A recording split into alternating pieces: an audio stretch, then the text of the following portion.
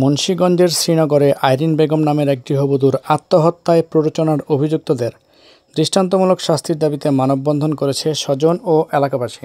শুক্রবার সকাল 10টার দিকে উপজেলার ষোলঘর ইউনিয়নের কেওটখালীতে ঢাকা-মাওয়া এক্সপ্রেসওয়ের সংযোগ সড়কে এই মানববন্ধন কর্মসূচি পালন করা হয়। এতে প্রায় 2 শতাধিক স্থানীয় নারী, পুরুষ ও গৃহবধূর স্বজনরা অংশ নেয়। গৃহবধূর স্বজনদের অভিযোগ, অত্যাচার সইতে না পেরে আইরিন বেগম আত্মহত্যা করেছে। তারা অত্যাচারের সাথে জড়িত গৃহবধূর দেলোয়ার, তার স্ত্রী ইসরাত ও ইসরাতের বড় বোন চায়নার দৃষ্টান্তমূলক শাস্তির দাবি জানান। ক্রমাগত প্রথম থেকে শুরু থেকেই আমার আম্মুকে মানসিকভাবে অনেক নির্যাতন করেছে আমার 2 চাচি, যিনি হচ্ছে চায়না চৌধুরী এবং ইসরাত জাহান। আর আমার যে ছোট চাচা, উনি আমার মায়ের গায়ে অব্দি হাত তুলছে, সেটা এভিডেন্স অলরেডি আছে। সেই বিষয় নিয়ে আমরা আইনি পদক্ষেপ নেই, কিন্তু আমাদেরকে আইন সঠিক বিচার কোনো প্রকার অগ্রগতি দেখায় নাই। আমরা ওখানে গিয়ে কোনো বিচার পাই নাই। আমার পুরো গ্রামবাসী আজকে আমার মায়ের বিচার চায়।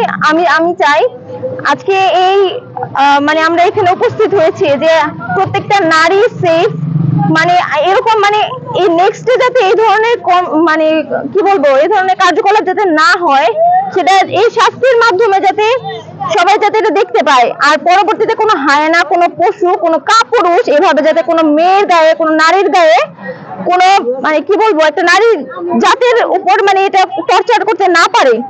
আমাদের বাড়িতে আমার বড় ভাইয়ের ওয়াইফ এবং ছোট ভাইয়ের যে বউ, তারা একই ফ্যামিলির 2 বোন এবং তারা নর্মালি খুব হিংস্র।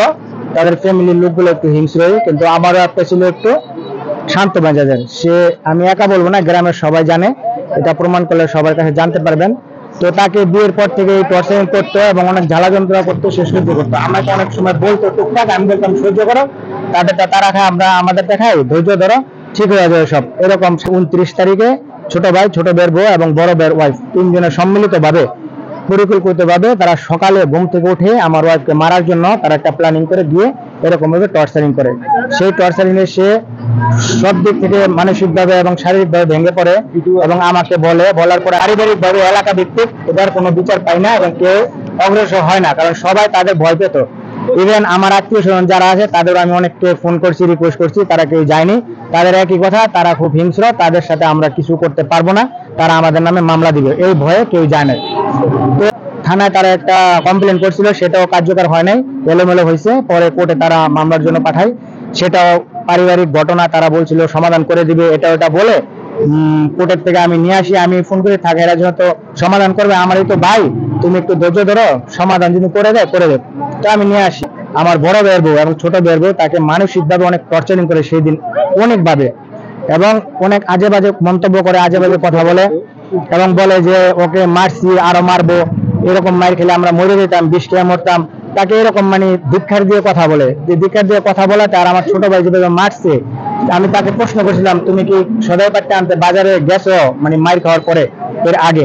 তখন সে বলে আমি মুখ দিয়ে কেমনে বাইরে হবো, তার মনে কোনো কষ্ট ছিল। তারপরে সে ধৈর্য ধরে আমাদের দিক তাকিয়ে সে ছিল। পরক্ষণে লাস্ট মোমেন্টে আমার 2 ভাইয়ের বউ তাকে বাড়ি ফাঁকাতে অনেকভাবে গালাগালি করে। সেই গালাগালির কারণে সে বিষ পান করতে বাধ্য হয়। তো তারা 3 জনে তার মরণের পেছনে দায় এবং দায় করছি আমি তাদের শাস্তি চাই। আমাদের কাছে আমার অনুরোধ, এই 3 জন লোকের বিচার চাই, ফাঁসি চাই, আর কি চাই।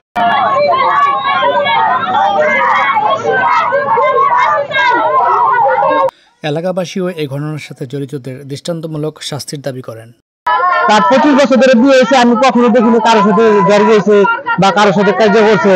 এর মতো মানুষ খুবই কম হয়, মনে করো লক্ষ্যতে একটা হয়। আমরা এটা সুষ্ঠু বিচার চাই। আর কোনো কাজা ঝগড়া আমরা শুনি নাই। এই লোকের সুস্থ পরিবারের, এই লোকটা খুব অত্যাচার কারণে এই লোকটা এই ঘটনা ঘটাইছে। আমরা এলাকায় শান্তি থাকার জন্য বিচার চাই, ফাঁসি চাই।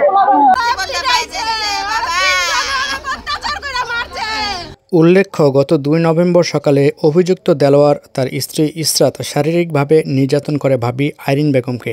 এই ঘটনায় শ্রীনগর থানায় অভিযোগ দায়ের করেন ভুক্তভোগী আইরিন।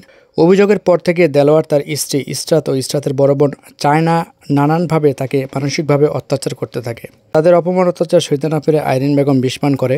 পরে গুরুতর অবস্থায় তাকে ঢাকার আজগর আলী হাসপাতালে ভর্তি করা হলে 4 দিন পর চিকিৎসাধীন অবস্থায় তিনি মারা যান। এই ঘটনায় মামলা দায়ের করা হয়েছে। গৃহবধূ আইরিন বেগম কেওটখালী গ্রামের দুবাই প্রবাসী আনোয়ার শেখের স্ত্রী। ডেস্ক রিপোর্ট, বিক্রমপুর প্রতিদিন।